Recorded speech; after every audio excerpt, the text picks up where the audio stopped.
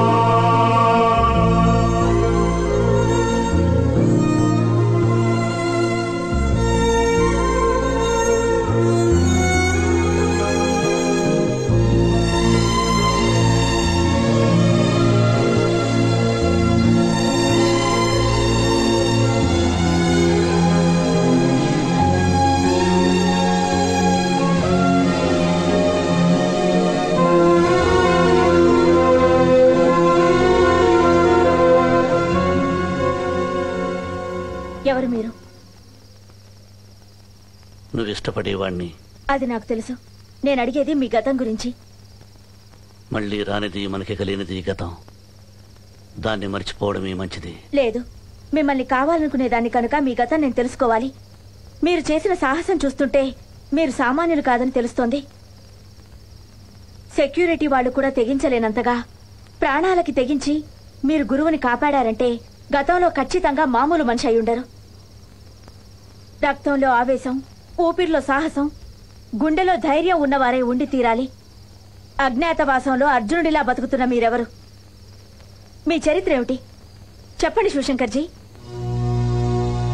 నేను వద్దన్నా నా వెంటపడి నీకు ఏదో ఒక రోజు నా గతం చెప్పాలనుకున్నాను. విశాఖపట్నం, దాని చుట్టుపక్కల జిల్లాలకి మగుటం లేని మహారాజు శోభనాద్రి. రాజకీయ నాయకులు అతని అండదండలు కోరుకుంటారు. రౌడీలు, గూండాలు అతనికి ఎదురుపడ్డానికి జంకుతారు. ప్రభుత్వ ఉద్యోగులు అతనికి జడిసి ముడుపులు చెల్లించుకుంటారు. Customs, municipal corporation, traffic, east Godavari, west Godavari. Rahim భాయ్, ఆ ఈస్ట్ వెస్ట్ శ్రీకాకుళం ఏంటి నాకేం అర్థం కావట్లే. అరే బాబ్జీ తెలియదా నీకు? వాళ్ళు లంచాలు తీసుకుంటారు, మన సార్కి షేర్ ఇస్తారు.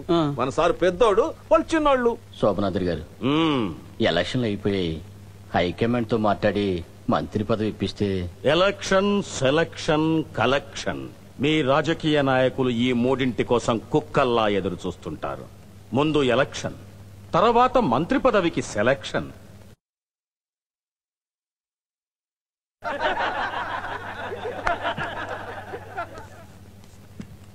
నేను హైదరాబాద్ మాట్లాడతానులే, నువ్వు వెళ్ళిరా. అలాగేనండి. అయ్యా, ఆ హార్బర్ నాకు ఇప్పిస్తే.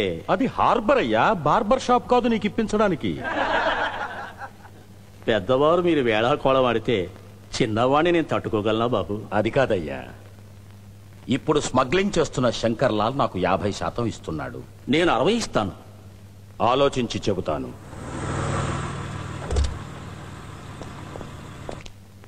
నమస్కారం శోభనాథుడి గారు. నమస్తే జడ్జి గారు, లోపలికి వెళ్ళి కూర్చోండి, నేను వస్తున్నాను.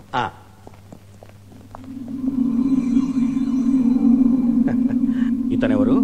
నా తమ్ముడు. నమస్తే సార్. కూర్చో. మన వాళ్ళు జగదంబ సెంటర్ లో చేసిన మర్డర్ కేసు కోర్టుకొచ్చింది. అది నేను చూసుకుంటాను. మా తమ్ముడు ఎంకాం పాస్ అయ్యాడు. సరైన ఉద్యోగం లేదు. మీరే ఎక్కడైనా ఉద్యోగం ఇప్పించాలి. ఎక్కడో ఎందుకు, మా చాక్లెట్ ఫ్యాక్టరీలోనే మేనేజర్ గా వేసేద్దాం. Thank you. మరి నేను వస్తాను. మంచిది. నమస్తే సార్. మీరేంటి సార్, అన్ని డిపార్ట్మెంట్ల వాటాలు వచ్చాయి, లా అండ్ ఆర్డర్ రాలేదు. వీళ్ళు వచ్చారు. ఎందుకని? కొత్తగా వచ్చిన అసిస్టెంట్ కమిషనర్ వాళ్ళకెందుకు ఇవ్వాలి అంటున్నారండి. శివాజీ ఎక్కడ?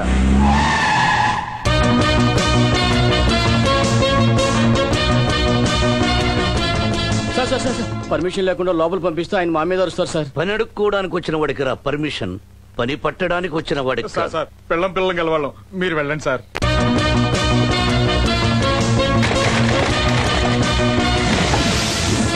ఎవడ్రా నువ్వు? అసిస్టెంట్ కమిషనర్ ఆఫ్ పోలీస్ గా ఛార్జీ తీసుకోగానే ఊళ్ళో దొంగనాకుడుకులు ఎవరు, దొరబాబులు ఎవరు, పెద్ద మనుషులు ఎవరు, పెంకి మనుషులు ఎవరు, పొరంబోక మనుషులు ఎవరు, సీఎం కావలసిన మనుషులు ఎవరు అని తెలుసుకోకుండానే వచ్చావా? APS T Mattayya ACP. నీ ఫేస్ చూస్తుంటే దొంగకోళ్లు పట్టేవాడికి యూనిఫామ్ వేసినట్టుందే. అవును, నువ్వు ఏ రికమెండేషన్స్ తో వచ్చావరా? సెంటరా స్టేటా చెప్పారా? నన్ను రా అంటావా? నన్ను రా అని నువ్వన్నప్పుడు నిన్ను రా అనకుండా ఊరుకోవడానికి నేను నీ బావమర్దినా, తమ్ముణ్ణా, నీ మేనలున్నా? నువ్వు లాఠీ తీస్తే దుడ్డు కర్ర తీస్తా, రివాల్వర్ తీస్తే AK-47 తీస్తా. నువ్వు ఒక్క బుల్లెట్ రిలీజ్ చేసే లోపల 100 గుళ్ళు నీ గుండెల్లో దించుతా. ట్రై చేద్దామా? సార్, ఈయన శివాజీ, శోభనాద్రి గారికి కొడుకు లాంటి వాడు. కొడుకు లాంటి వాణ్ణి కాదురా, కొడుకునే. అయినా ఈ ముక్కబడ నన్ను రా అనక ముందు చెప్పాలి. Sorry sir. It's all right.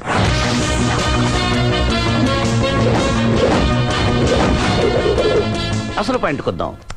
ఈ నెలలో మీరు వసూలు చేసిన లంచం బస్తాల్లో మా సంచి ఎందుకు పంపలేదు? అంటే గవర్నమెంట్ డిపార్ట్మెంట్ దగ్గరే లంచం తీసుకుంటారా? లంచం పుట్టిందే మీ గవర్నమెంట్ లోంచిరా. అవినీతి, అక్రమం, అన్యాయం అనేవి మీ గవర్నమెంట్ ఆఫీసులో కనిపించినంతగా మరెక్కడా కనిపించవు. నువ్వు ఇంతకు ముందు ఏం తప్పు చేసి ఇక్కడికి ట్రాన్స్ఫర్ అయ్యావో చెప్పనా? ఓ డబ్బు గల కుర్రవాడు ఓ అమ్మాయిని మనభంగం చేశాడు. నువ్వేం చేశావు?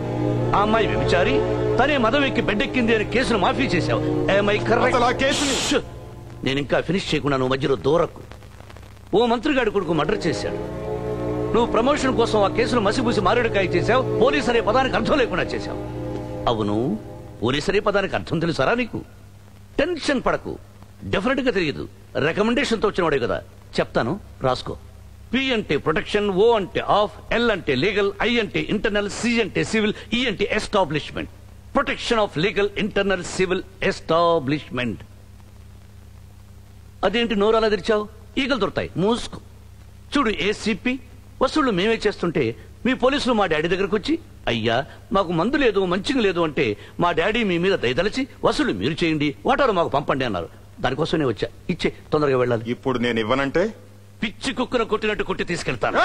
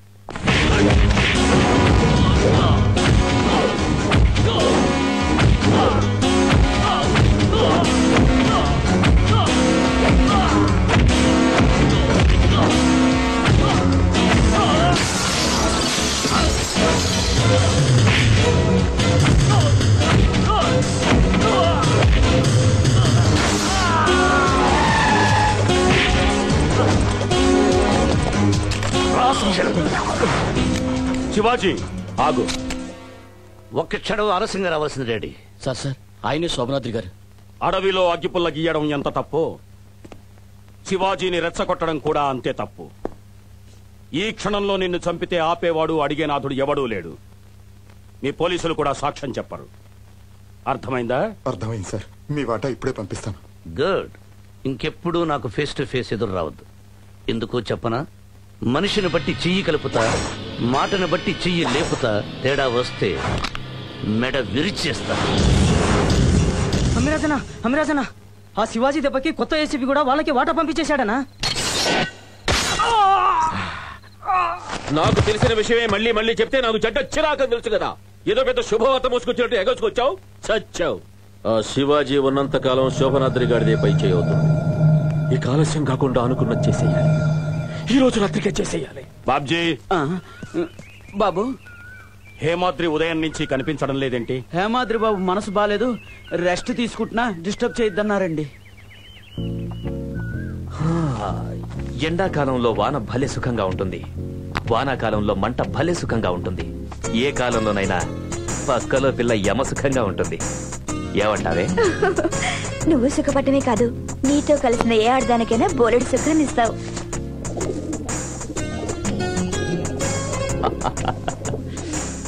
ఈ పావురం మన సరసాన్ని స్టార్టింగ్ నుంచే చూస్తోందా?